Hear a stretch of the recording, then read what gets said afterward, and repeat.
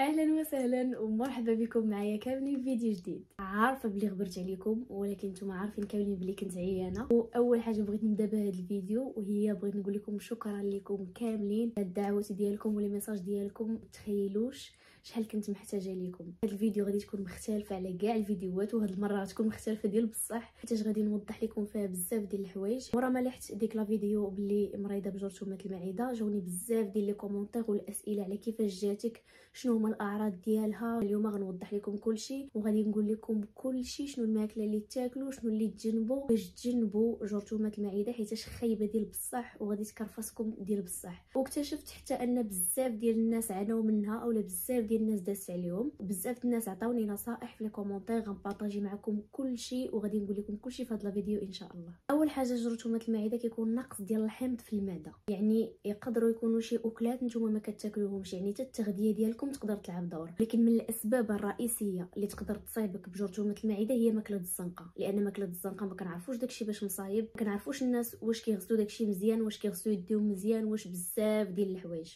بحال لي ساندويتش اللي ب10 دراهم وداك التخربيق، هذاكشي كامل خصكم تحيدوه وتنسوه بمره، حيتاش هادو من الاسباب الاولين اللي يقدروا يمرضوكم. ثاني حاجه كيف قلت لكم كيكون نقص في التغذيه، يعني الماكله اللي كتاكلوا ما مزياناش، خصكم تدخلوا واحد الاكلات غنقولوا لكم دابا هما اللي غادي يعاونوكم باش انكم تفاداو هذا المرض. وحاجه اخرى، حتى النفسيه كتلعب دور كبير، حيت قد ما كنتي مرتاح في راسك قد ما كتجري على الامراض. اللي بغيت نقول لكم هو انا غنعاود لكم على ليكسبيريونس ديالي معاها، كيفاش جاتني وكيفاش تعرفتها فيا، وغنوضح لكم كلشي باش تعرفوا بالضبط منين جات. اول حاجه، انا شي عامين دابا وانا كضرني المعده وداكشي، ولكن فاش كنمشي لورجونس ولا هذا كيقولوا لي عندك غير العصب في المعده. انا كيف قلت لكم مشيت على ديك الفكره ديال انا عندي العصب في المعده، ولكن كناكل اللي كليت وداكشي، غير هو فاش كنتعصب كضرني، اولا ما كنقدرش ناكل بزاف، ولا ما كنقدرش ناكل شي حوايج بالضبط كيضروني، وصافي هادشي اللي كنت غادا. ولكن ما كدير لا ريجيم لا حتى شي حاجه، وما كنتش مسوقه لها كاع. مؤخرا واحد 3 شهور وليت كنحس بالمعده ديالي كتنفخ ليا بزاف، كتنفخ ديال بصح. كناكل غير معلقه بحال هكا ديال الماكله،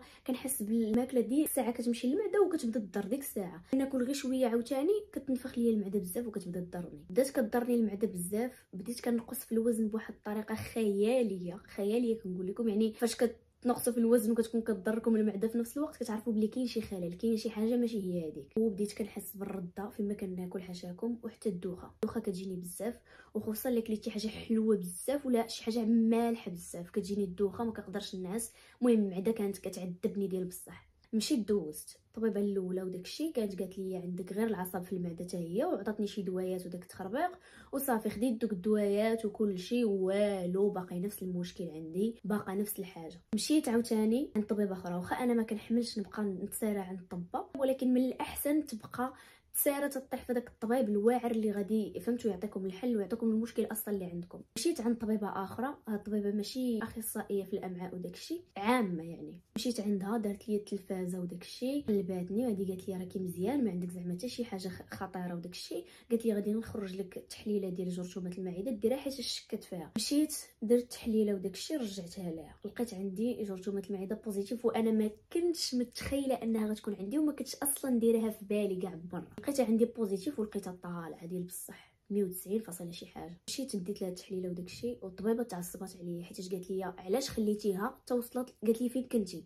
علاش خليتيها توصلت لك لهاد الدرجه. علاش كنقول لكم الا حسيتوا بالمعده كضركم ولو غير شويه سيروا دوزوا، باش الا كانت قليله جرثومه المعده غداوى لك دغيا وما غيعذبكش الدواء ديالها وما غاديش تمحنك. ولكن قد ما كانت كثيره قد ما الدواء كيمحنك، لانه كيقتل هذيك الميكروبات كاملين. صافي ملي مشيت عندها تعصبات، قالت لي علاش ما جيتيش شحال هادي وداكشي، فين كنتي، علاش ما كنتيش عارفه، قالت لي كيفاش عايشه كيفاش صابره لهذا الشيء. صافي صفتني عند واحد الطبيب ديال الجهاز الهضمي وداكشي. صافي ديت لي تحليله، دار لي الراديو، خرجوا دوك الوراق ديال الراديو وداكشي، قال لي بلي عندك المعده في شكل، قال لي المعده ديالك طويله والفم ديالها مضيق بزاف، يعني الماكله اللي كتاكلي اصلا ما كتهضمش ليك، وهذا هو المشكل ديال ان تجيك جرثومه المعده، والمشكل اللي غيضعفك فهمتوا. قال لي عندك المعده في شكل، وعندك هذا المشكل قديم بزاف وانت ما عايقاش به، وقال لي ماكله الزنقه هي السبب الرئيسي اللي غتكون دارت لك هذا الشيء. وانا متاكده انها هي، حيتاش انا كنت كناكل في الزنقه بواحد الدرجه ما يمكنش. كنت كناكل في الزنقه بزاف، نقدر نفطر في الزنقه ونتغدى في الزنقه ونتعشى في الزنقه وعندي عادي فهمتوا. صافي قال لي ماكله الزنقه هي اللي دارتها لك، وقال لي بلي عندك المعده ها المشاكل اللي فيها والمشاكل اللي فيها. صافي خرج لي الدواء، قال لي هاد الدواء اللي غتشربي، قال لي بلي الدواء ما غاديش تقدي عليه كله، تخيلوا ما عنديش المناعه ديالو ولا الجسم ديالي ما يتقبلش هذاك الدواء كامل، باش كيخرجوا لك هما بزاف ديال الدوايات. دونك قسموا لي، عطاني 3 الدوايات في السيمانه الاولى و3 الدوايات في السيمانه الثانيه. 3 الدوايات ديال السيمانه الاولى دازو حلوه زوينين، ما كاينه حتى شي حاجه، غير كناكل وعطاني الريجيم. انا من بعد غنجيكم للريجيم، غير كناكل كنشرب الدواء وداكشي وصافي. السيمانه الثانيه هي فين غيدخل داك الدواء ديال اللي غيقتل الميكروب. هذاك الدواء بالضبط كيعذب الناس اللي فيهم جرثومه المعده ولا اللي دازت عليهم، عارفين هادشي مزيان، عارفين بلي ان الدواء ديال جرثومه المعده كيعذبك ديال بصح، كيسخسخك، ما يمكنش حتى توصف الاحساس اللي كيخليك تحس به. الدوخه والرده كتجيكم عادي نقول لكم، ولكن راه واحد الاحساس ابار ديك الدوخه والرده والالم هنايا كيفيقني بالليل مع 3 الصباح مع 4 الصباح. ما كنقدرش نعس كيفيقني بالليل بالصباح، عرفتي حيت هو عندي كناخذه بالصباح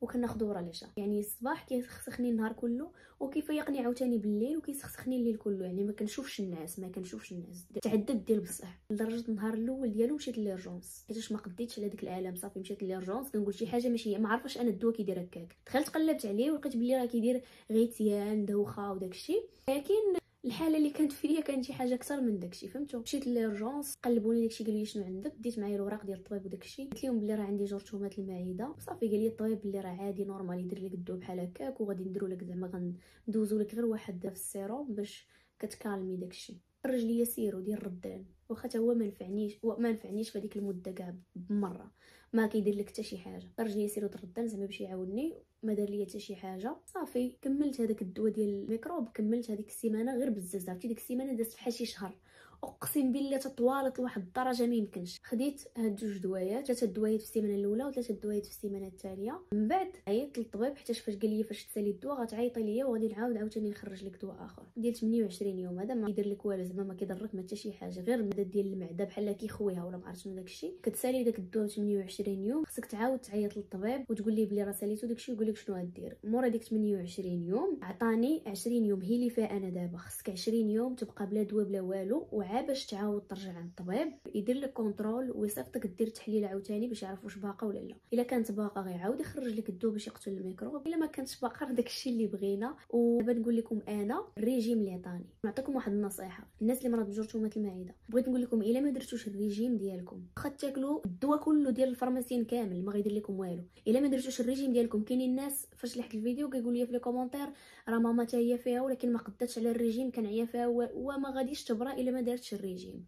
الريجيم من الاساسيات، حيتاش الماكله اللي كناكلوا الخايبه هي اللي كتخليها تكاثر وكتزيد، فهمتوا. راه ماشي شي ريجيم قاطع ولا شي ريجيم حاد ولا شي ريجيم خايب. انا بالنسبه ليا ناكل شي حاجه باسله دابا حيتاش انا عانيت، فهمتوا. ناكل حاجه باسله احسن من انا ناكل واحد الحاجه بنينه وغضرني. انا ناكل ديك الباسله وما تضرنيش ونشبع وصافي الحمد لله على كل حال. شكون جا عندي شي واحد في الفتره اللي كنت كناكل فيها في الزنقه ونصحني، اقسم بالله ما كنت غنسمع ليه، حيتاش حنا البشر بالطبيعه ديالنا بحال هكا، حتى كدوز علينا الحاجه وكنحسوا بالاحساس ديالها باش كنوعاو باش كنعيقوا باش كنحبسوا شحال من حاجه. قلت لكم الريجيم ماشي شي ريجيم حاد، ماشي شي ريجيم قاطع. تقدروا ديروا خضره مسلوقه وديروها في الفران تحمر هي والدجاج. المهم المقليات هما اللي غتبعدوا عليهم. الحوايج اللي غتبعدوا عليهم هما ماكله الزنقه، هذه اول حاجه. ثاني حاجه في الدار غتبعدوا على مطيشه ومطيشه الحك ولي صوص. غتبعدوا على المقليات، البزار، الحار، الحامض، اي حاجه حامضه، اي حاجه حاره، اي حاجه مقليه. المهم هادشي كامل خصكم تبعدوا عليه. الحوايج اللي غيعاونوكم واللي زوينين هما خضره مسلوقه، الدسر، بنان، تفاح، توت. تقدروا ديروا لي باط ولكن ماشي بلاصه ديال المطيشه، تقدروا ديروا غير خضره تشحروها هكا